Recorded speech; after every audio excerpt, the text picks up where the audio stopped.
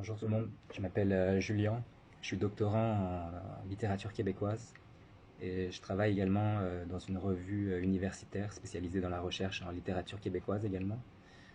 J'ai aussi travaillé ici pendant 2 ans et demi comme professeur de français et aujourd'hui je fais partie de tous ces gens qui, à cause de la suppression du PEC, vont devoir quitter le territoire à l'issue de leur permis de travail ou d'études temporaires. Pourtant, moi, quand je suis venu ici, les règles étaient très claires. On m'a expliqué que si je venais étudier au Québec, si je venais étudier, travailler en parallèle de mes études, au terme de ce parcours-là, à partir du moment où j'obtenais mon diplôme, j'allais automatiquement être qualifié pour obtenir la résidence permanente via ce programme, le PEC.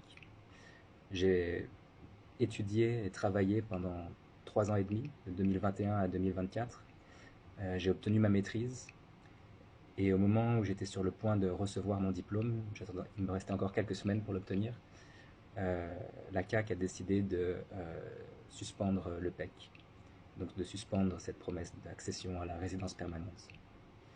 Euh, un an plus tard, ils ont décidé de complètement supprimer le programme, et aujourd'hui je suis titulaire d'une maîtrise, professeur de français, euh, en plein doctorat en littérature québécoise, avec comme ambition de pouvoir enseigner le français ou la littérature québécoise ici au Québec.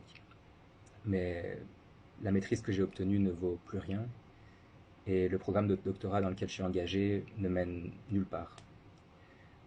Donc, moi, la seule chose que je demande, c'est que le Québec respecte les promesses qui nous ont été faites.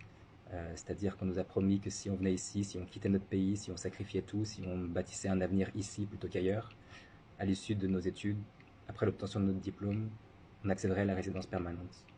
C'est quelque chose qui engage un parcours de vie entier et on ne peut pas trahir une promesse comme ça. Parce que c'est un parcours de vie entier qui s'effondre aujourd'hui. Et pour le Québec, c'est perdre des gens comme moi, francophones, professeurs de français, bientôt spécialistes en littérature québécoise, qui aimerait enseigner mais qui ne pourra pas. Donc appuyez-nous, soutenez-nous et demandez avec nous le rétablissement du PEC. Il en va juste de notre présence ici. Donc merci d'avance tout le monde.